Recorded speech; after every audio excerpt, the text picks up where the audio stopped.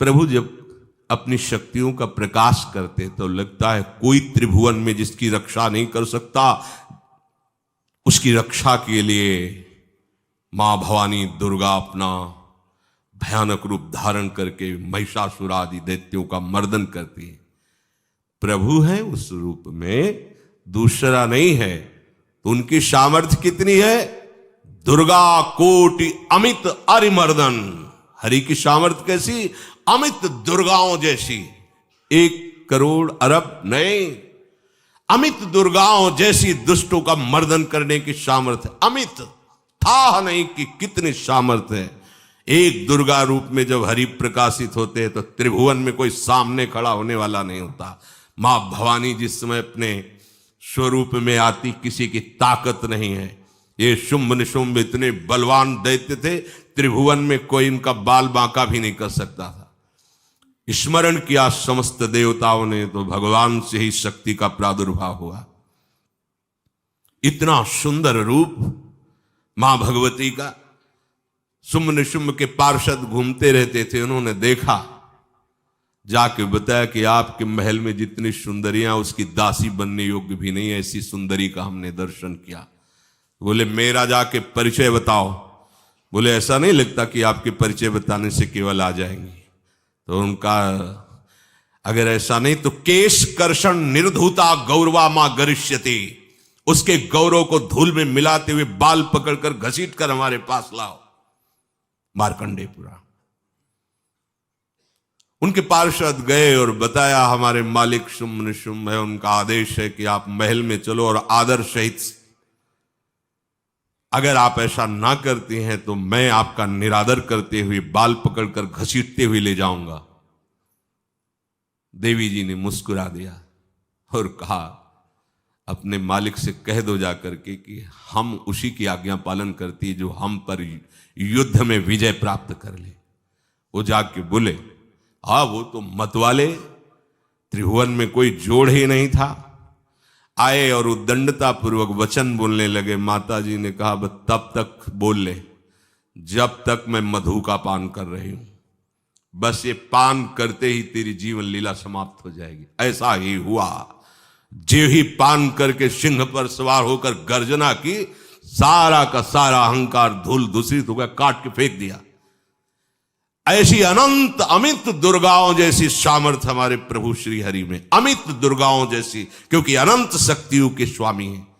उनकी लीला में क्यों में हो?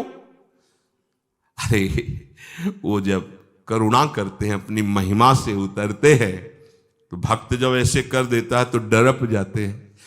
माधवदास बाबा ने कहा नहीं चलना तुम्हें ब्रज में, हम तुम्हारी कहां तक सेवा देखेंगे, तुम्हें बाल भोग राजभोग। बाबा जी हैं, कभी मिला कभी यहीं रहो। वो बाबा आपके बिना नहीं रह सकते। दोबारा बोल नहीं पाए जगन्नाथ। ये सुन करके हृदय बलिहार होता है। ओ ऐसे सामर्थ्यशाली प्रभु अपने भक्त के प्रेम प्रणय पर भी कितना डरते हैं। ये भक्त नाच पड़ता है। ये कुतर्क की, संशय की वृत्ति यहां प्रवेश नहीं करती।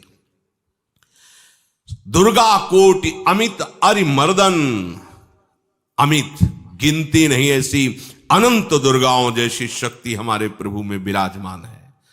शक्र कोटि सत सरिष विलासा, आहा अरबों इंद्र जैसा विलास प्रभु में। अरबों, एक इंद्र त्रिभुवनपति है, अरबों इंद्र के समान प्रभु का ऐश्वर्य है। और नवशत कोटि अमित अवकाशा, जिस एक आकाश के लिए गरुड़ जी से कह रहे हैं कि मच्छर से लेके आप तक उड़ते हो पार पाए, बोले ऐसे अरबों आकाश के समान अवकाश है प्रभु में। मरुत कोटि सत विपुल बल, रवि सत कोटि प्रकाश, शशि सत कोटि सुशीतल, समन सकल भव त्रास। आहा, अरबों पवन के समान महान बल है। अगर त्रिभुवन में कोई बल है तो पवन में बल है, वायु बल। बड़े बलवान देवता, बल में इनके समान कोई नहीं। इन्हीं के अंश से प्रकट होते पवन पुत्र हनुमान। और इन्हीं के अंश से प्रकट होते पवन पुत्र भीम, बेजोड़ बलशाली महात्मा। दोनों महात्मा बेजोड़ बलशाली। जेहगिर चरण दे हनुमंता, चले उसोगा पाताल तुरंता। जिमि अमोघ रघुपति कर बाना, ये ही भांति चले हनु। किलकार दे तो राक्षसियों के गर्भ गिर जाते थे, ऐसे महान बली हनुमान जी। और भीम का क्या कहना है? जब ये देव पुष्प उड़ करके आया और द्रौपदी जी को दिया गया, तो द्रौपदी जी ने कहा इसका जोड़ होना चाहिए, इस पुष्प का। सबसे कहा पर किसी ने नहीं सुना। भीम ने कहा कहीं भी मिलेगा मैं इससे लाएंगे। ऋषियों ने समझाया कि आगे मत बढ़ो, ये यक्षों की भूमि है, युद्ध हो जाएगा और तुम्हें तैयारी करनी है हस्तिनापुर के लिए, और तुम इधर। वो सब दिव्य हैं, पवन पुत्र हैं। किसकी मां ने अपने वेग को बढ़ाया तो महाभारत में पढ़ के देख लो, इनके चलने के वेग से वृक्ष उखड़ उखड़ कर गिर रहे थे। ऐसे जब चल रहे थे तो चलने के वेग से वृक्ष उखड़ जाते थे भीम के। तो हनुमान जी ने सोचा किसी के समझाए तो समझेंगे नहीं, तो आगे पवन पुत्र ही बैठ गए, बूढ़े बानर का वेश लेकर, लंबी पूंछे से। मार्ग में मर्यादा है, किसी पशु को भी नहीं लांघना चाहिए। विवेकवान उपासक ऐसा नहीं कि कोई सो रहा है पशु भी आप उसे लांघ जाए, ऐसा नहीं। जो विवेक है, जो मर्यादा है, वैसे किसी सोते हुए को लांघना नहीं चाहिए। उन्होंने कहा है वृद्ध बानर, ये अपनी पूंछ हटा ले और मार्ग दे दे, इस समय मैं विशेष कार्य के लिए जा रहा हूं। तो उनका जब कह ही दिया है वृद्ध, तो आप समझ ही रहे होगे कि वृद्ध में क्या ताकत होती। अब मेरी ताकत पूंछ हटाने की नहीं रह गई है, आपने तो वृद्ध ही कह दिया है, तो आप समझ रहे हो ना, आप पूंछ हटा लीजिए। कहा हमारी आज्ञा की अवहेलना करे, ऐसे उठी नहीं, दोनों हाथ लगाया, नहीं उठी, पूरी ताकत लगा दी। पवन पुत्र भीम की पूरी ताकत लग गई, पूंछ जरा से भी नहीं ली। हाथ जोड़ के खड़े बोले हम समझ गए हमारे बड़े भ्राता आप हनुमान जी हैं, क्योंकि ऐसा कोई बानर सृष्टि में पैदा नहीं हुआ कि मैं उसकी पूंछ ला हिला सकूं। मैं समझ गया। तो मुस्कुराए और बैठ के बोले हमारी आज्ञा मानो, इस मार्ग में मत जाओ, ये देव मार्ग है। ऐसे ऐसे सिद्ध हैं कि आपका अपराध बन जाएगा, आप शाप से युक्त हो जाएंगे, इसलिए मैं आपको मना।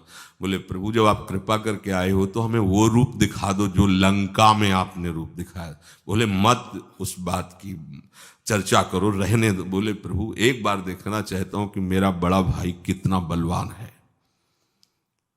हनुमान जी ने कहा फिर देख लो। कनक भूधरा कार शरीरा, समर भयंकर अति बल। कांप गए भीम जी, हाथ जोड़ बोले भैया नीचे। स्वर्णिम कांति, वो भयानक उनका रुद्र रूप, कांप गए भीम, कांप गए। वायु में अगर बल में देखा जाए तो सबसे ज्यादा वायु बलवान है। भगवान कैसे है? मरुत कोटि सत विपुल बल, अरबों वायुओं जैसी महान ताकत हमारे प्रभु में है, संशय नहीं। वो अगर छोटी सी कार्य के लिए सहयोग लेते हैं, ए उठवा दो, ऐसा कर, भक्तों के साथ वो विनोद करते, लीला करते, नहीं उनमें बल कितना है। ऐसे पवन पुत्र हनुमान जिनके चरणों को ऐसे गोद में लिए रहते हैं। एक उपनिषद में चरित्र आता है कि असुरों पर विजय प्राप्त करने के कारण देवताओं को गर्व हो गया और सभा में नृत्य गान चल रहा था। भगवान जब किसी पे गर्व करते हुए देखते हैं तो उनको अच्छा नहीं लगता। फिर सृष्टि के विधान के प्रधान अधिकारी सब देवतागण और देवराज इंद्र और उन्मत्तता, विजयश्री में उन्मत्तता आ जाती है। तो भगवान ने एक यक्ष का रूप धारण किया और सभा के प्रधान द्वार पर दिखाई दिए।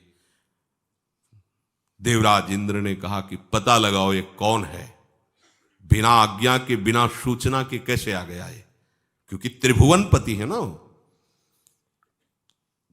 अग्नि देवता ने कहा मैं जाता हूं, पता लगा के आता हूं, क्योंकि किसी बलवान का परिचय पूछने के लिए निर्बल को नहीं भेजा जाता। अग्निदेव गए और कहा आप अपना परिचय दीजिए, कौन हो और यहां कैसे आए हो। तो उनका परिचय लेने के पहले हम आपका परिचय जानना चाहते हैं, आप कौन हो। तो उन्होंने कहा कि मैं अग्निदेव हूं। सामर्थ्य आपकी, त्रिभुवन को उपले की तरह भस्म कर सकता हूं। मैं समस्त प्राणियों के उदर में बैठकर अन्न और जल का पचाकर जीवन दान देता हूं, जीवन पोषण करता हूं।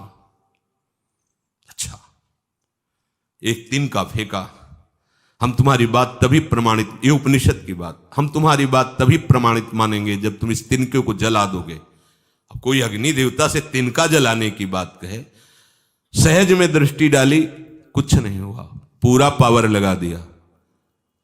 यक्ष जी ने मुस्कुरा कर कहा तुम तो कहते थे पूरे त्रिभुवन को उपले की तरह जला दूंगा, अब गिरीवा झुकाई पहुंचे। देवराज इंद्र ने कहा कौन है। बोले असमर्थ रहा उनका परिचय जानने में, वायु देवता। आप अपना परिचय बताइए। तो आप अपना परिचय जो आए हो तो हमें पहले बताओ, तब हम अपना परिचय दें। तो उनका मैं महान देव वायु हूं। बल आपका, संपूर्ण जीवों का जीवन हूं। अगर मैं रुक जाऊं तो एक भी क्षण सृष्टि टिक नहीं सकती, क्योंकि सब वायु से जीवित है। और मैं पूरे ब्रह्मांडों को तिनके के से उड़ा सकता हूं। ये तिनका है, उड़ाओ। पूरी ताकत लगा दी वायु देवता ने, तिनका नहीं उड़ा। ग्रीवा झुकाई, वापस चले गए। अब देवराज इंद्र उठे, जे ही नजदीक पहुंचे यक्ष अंतर्धान हो गए और देखा साक्षात ब्रह्म विद्या दूर से मूर्तिमान ब्रह्म, और डांट लगाई कि तुम उनसे संभाषण करने योग्य भी नहीं हो, क्योंकि तुम सबसे बड़े सिंहासन पर बैठे हो और अहंकार करते हो। तुम्हारे देवता सब सामर्थ्यहीन है, एक तिनका भी अग्नि नहीं जला सका, एक तिनका भी वायु नहीं उड़ा सका। अरे जिनकी शक्ति से शक्तिमान वो भगवान स्वयं आए हुए थे, कांप गए देव। अहंकार मत करो, जाओ। भगवान के बल से तुम विजयी हुए, देवताओं के बल से नहीं। देवताओं में जो शक्ति है वो उन्हीं के अंश से आई हुई है। अरबों वायु के समान महान बलशाली हमारे श्री हरि, अरबों सूर्यों के समान उनका प्रकाश, अरबों सूर्यों के समान प्रकाश, अरबों चंद्रमाओं के समान सुशीतलता, समस्त भयों और दुखों का नाश करने वाले प्रभु श्री हरि। काल कोटि सत सरिस अति, दुस्तर दुर्ग दुरंत, धूम के तु सत कोटि सम, दुराधरस भगवंत। अरबों कालों की सामर्थ्य, अरब नहीं अरबों कालों की सामर्थ्य भगवान, एक काल अनंत ब्रह्मांडों में तांडव मचाए रखा है। अरबों काल, अमित बलशाली, अत्यंत दुस्तर, दुर्गम, दुरांत। कौन? प्रभु श्री हरि। अरबों धूमकेतुओं के समान अत्यंत प्रबल सामर्थ्यशाली प्रभु, अगाध सत कोटि पताला, शमन कोटि सत सरिस कराला, तीरथ अमित कोटि सम पावन, नाम अखिल अघ पूग नशावन। कितने अथाह हैं प्रभु? बोले अरबों पाताल से भी बढ़कर, अरबों पाताल से भी बढ़कर गहरे हैं, कोई था नहीं पा सकता। कितने भयानक हैं? अरबों यमराजों से भी ज्यादा भयानक प्रभु श्री हरि हैं। अनंत कोटि तीर्थों को भी पावन करने वाले परम पवित्र जिनके श्री चरण है, वो तीर्थपाद श्री हरि हैं। अनंत तीर्थों की उनका नाम ही संपूर्ण विश्व के पाप समूहों का नाश करने में समर्थ है। हिमगिरि कोटि अचल रघुवीरा, सिंधु कोटि सत समगंभीरा, कामधेनु सम कोटि। आहा, देखो अब किसके सामने तुम्हें हाथ पसारने की जरूरत है? समझो, अगर अपने प्रभु को जान जाओगे, समझ जाओगे, तो फिर कहीं इधर उधर झांकने की जरूरत नहीं, किसी के सहयोग की जरूरत नहीं। कैसे प्रभु? ऐसे वो स्थिर हैं कि जैसे तूफान चल रहा और हिमालय का आश्रय ले लो तो डरने की जरूरत नहीं, कोई भी तूफान हिमालय को उखाड़ नहीं सकता। ऐसे ही कह रहे हैं, अरबों हिमालयों जैसी स्थिरता प्रभु श्री हरि में है।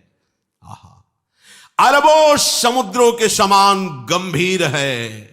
कामधेनु सत कोटि समाना, सकल काम दायक भगवाना, सारद कोटि अमित चतुराई, विधि सत कोटि सृष्टि निपुनाई, विष्णु कोटि सम पालन करता, रुद्र कोटि सत सम संघरता।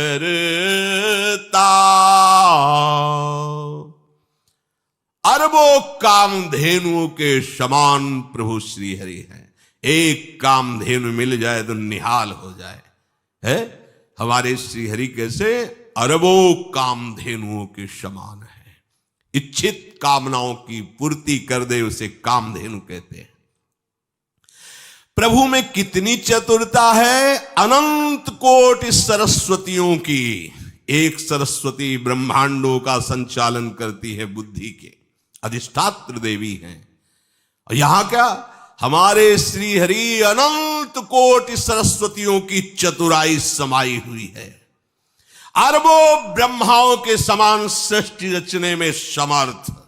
एक ब्रह्मा प्रकट कर दिया, ये वैभव प्रकट हो गया। अरबों ब्रह्माओं जैसी सामर्थ सृष्टि रचना की प्रभु में है। आहा! और अरबों विष्णुओं के समान पालन करने की सामर्थ प्रभु में है। अरबों शंकर के समान संहार करने की सामर्थ्य प्रभु में है। धनद कोटि सत सामधन वाना, माया कोटि प्रपंच निधाना,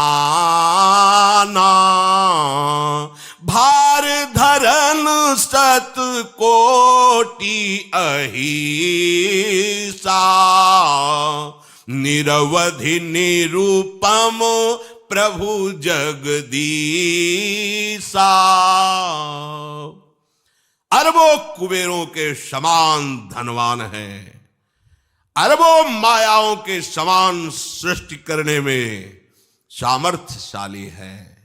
अरबों शेष भगवान के समान अनंत भार उठाने में समर्थ है। जगदीश्वर प्रभु श्री हरि की कोई उपमा, कोई सीमा नहीं है। ये उपमा रहित और सीमा रहित है।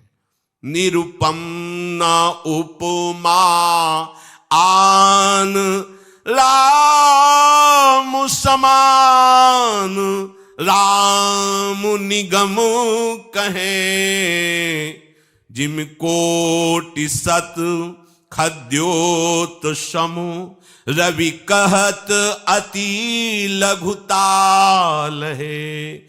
यही भांति निज निज मति विलास, मुनीस हरि बखा नहीं। प्रभु भाव गाहक अति कृपालु, सप्रेम सुनी सुख मानहि। प्रभु भाव गाहक अति कृपालु, सप्रेम सुनी सुख मानहि। प्रभु श्री हरि उपमा रहित हैं, उनकी कोई अनंत ब्रह्मांडों में किसी से उपमा नहीं दी जा सकती। प्रभु के समान केवल प्रभु हैं, ऐसा वेद कहते हैं। अरबों जुगुनियों के समान यदि सूर्य को कहा जाए तो सूर्य का अपमान होता है, सम्मान नहीं। ऐसे ही जो अभी तक वर्णन किया गया उसको समझो। अरबों जुगनुओं के समान यदि सूर्य को कहा जाए तो सूर्य की प्रशंसा नहीं, एक तरह से अवहेलना है। आहा, इसी प्रकार अपनी बुद्धि के विकास के अनुसार मुनीश्वर, अपनी बुद्धि के विकास और प्रकाश के अनुसार मुनीश्वर प्रभु का वर्णन करते हैं। गुण महिमा नाम बल पर था कोई नहीं पाओ, आज तक कोई था नहीं। ऐसे प्रभु की लीला में कोई कुतर्क, कोई संशय, अब वो क्या बुद्धि है उसका खुद विचार करे।